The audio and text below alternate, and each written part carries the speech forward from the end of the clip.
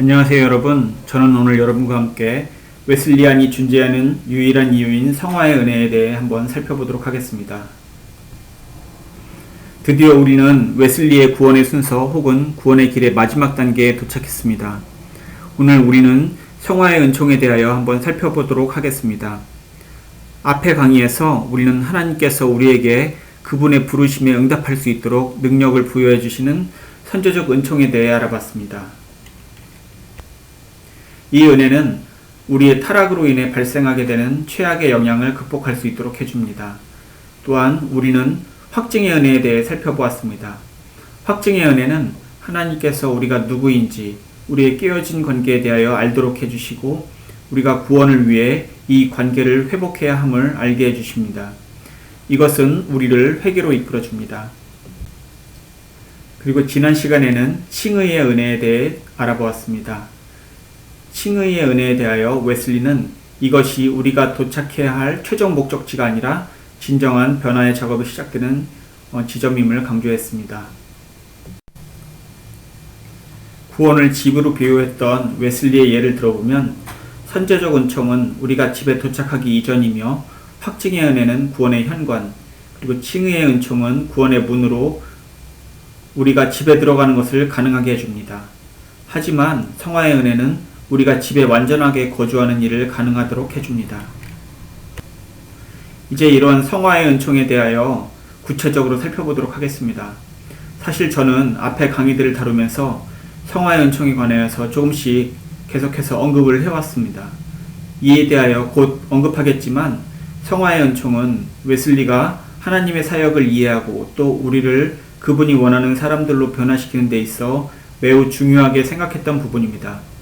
이 완전 성화가 우리를 변화시킨다는 것에 관하여 가장 빈번하고 중요하게 다뤘던 부분은 바로 확증의 은혜에 대하여 우리가 논의할 때였습니다. 이 구원의 두 번째 순서인 확증의 은혜가 순간적으로 주어지는 것인지 혹은 점진적으로 주어지는 것인지에 대하여서는 많은 논쟁이 있습니다. 하지만 오늘 우리가 이것에 대해서는 다루지 않도록 하겠습니다. 우리가 주목할 것은 두 번째 은혜인 확증의 은혜에 관한 것으로서 우리가 그리스도를 믿는 신앙을 행사하고 우리의 진지한 변화가 시작되는 칭의의 단계로 이끌어주기 때문에 아마도 이것은 더 깊이 있는 은혜의 작용이라고 말하는 것이 좋을 듯 싶습니다. 그리고 우리가 성화 은혜에 대한 하나님의 요청에 응답하게 되면 우리는 참 그리스도의 형상을 가진 자들로 변화하게 됩니다. 웨슬리는 성화하는 순간에 우리는 하나님을 우리의 전심을 다해 사랑하게 되고 우리의 이웃을 내 자신처럼 사랑할 수 있는 힘을 얻게 된다고 말합니다. 다시 말해 우리는 우리 삶 가운데 성화의 은총을 통해 이 두 가지의 가장 큰 계명을 실천할 수 있는 힘을 부여받게 됩니다. 존 웨슬리는 종종 완전 성화에 관하여 이야기했습니다.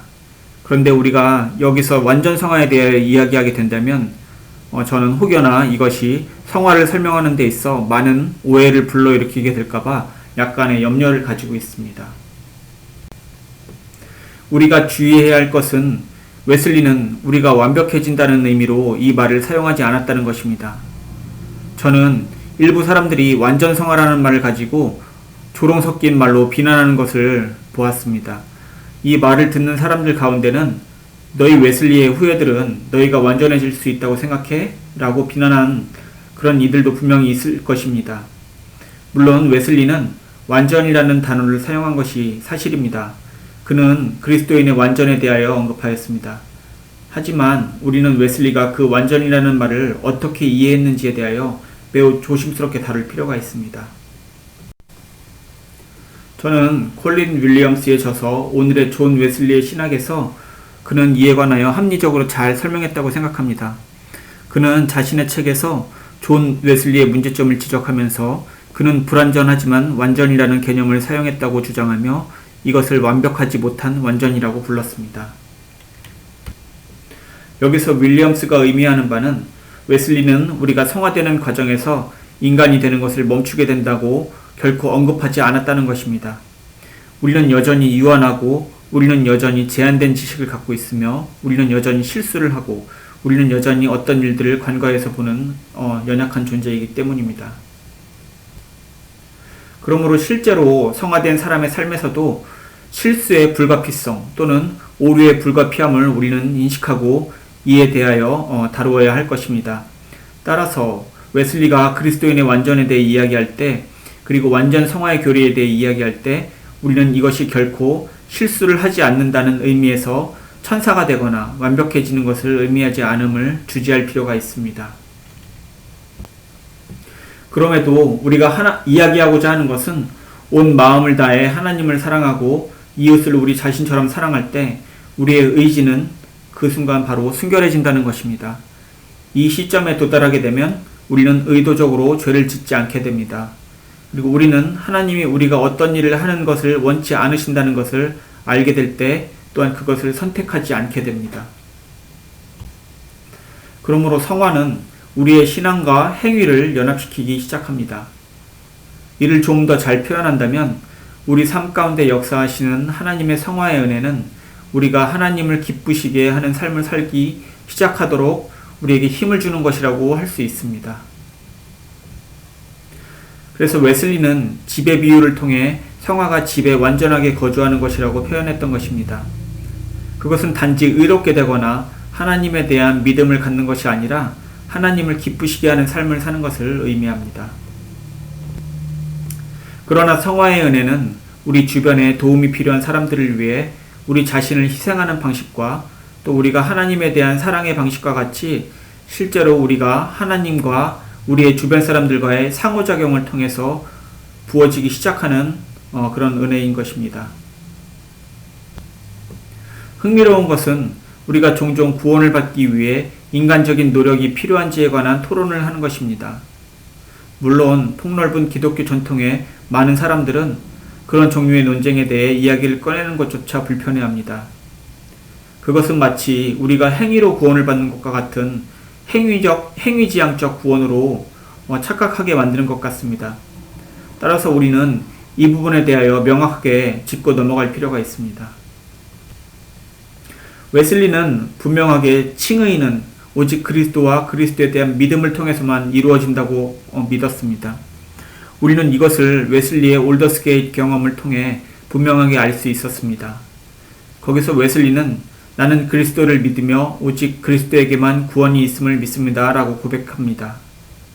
그런데 흥미로운 사실은 이러한 그의 고백에도 불구하고 만약 우리가 웨슬리에게 구원을 위해 우리의 노력이 필요합니까? 라고 물으면 그는 그렇다라고 답변하게 됩니다.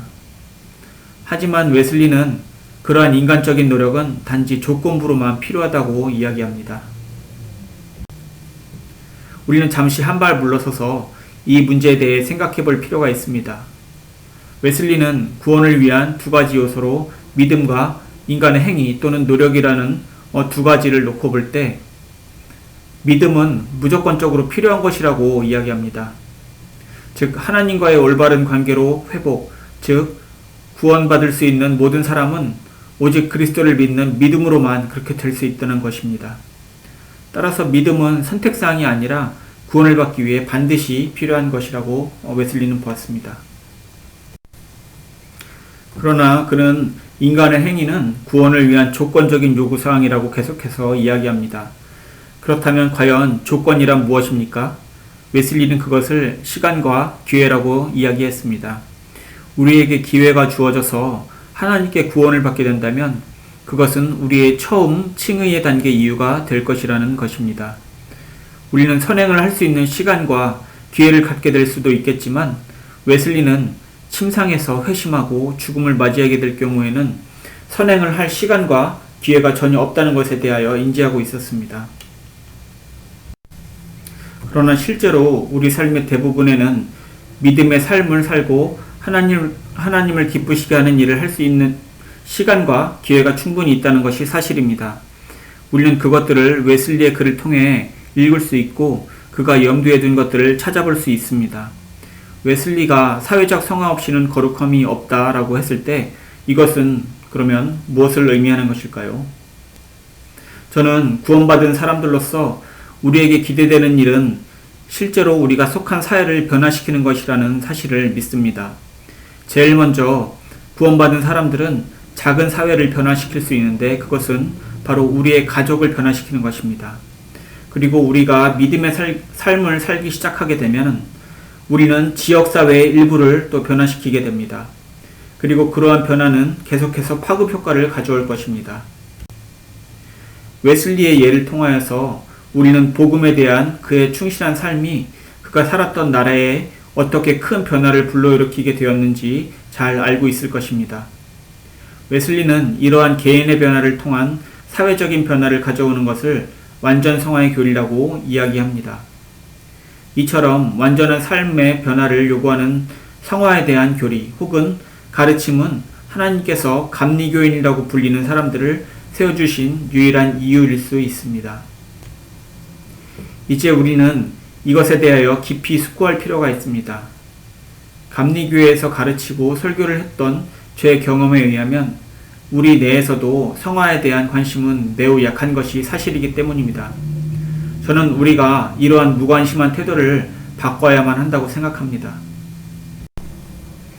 우리는 다시 한번 전체적인 구원의 질서에 있어서 성화 은혜의 중요성이 무엇인지 상기해 볼 필요가 있습니다. 이 완전한 삶의 변화는 하나님이 추구하시는 것이며 웨슬리가 이해하는 완전 성화 교리, 그리스도인의 완전 교리는 그것을 달성하는 방법이라는 것입니다. 이에 대하여 보충 설명을 한번 해보겠습니다. 저는 지난 몇 년간 미국과 전 세계 교회들의 상태를 살펴보기 위해 여러 인구 통계 연구를 조사했으며 우리의 교회들을 갱신하기 위해 우리가 무엇을 해야 할지에 대해 고민했었습니다. 인구 통계 데이터에 따르면 현재 19세에서 40세까지의 연령대에 있는 사람들은 세상을 바꾸고 싶어하는 열망을 가지고 있습니다. 그들은 자신들의 인생이 뭔가 가치 있는 삶이기를 바라고 있습니다. 이에 완전 성화의 교리를 가지고 있는 우리 웨슬리안들은 예수를 충실히 따르는 사람들이자 또 우리가 살고 있는 세상을 변화시키는 사람이 되는 것이 무엇을 의미하는지에 관한 이야기를 할 수 있는 완벽한 신학적 토대를 가지고 있습니다.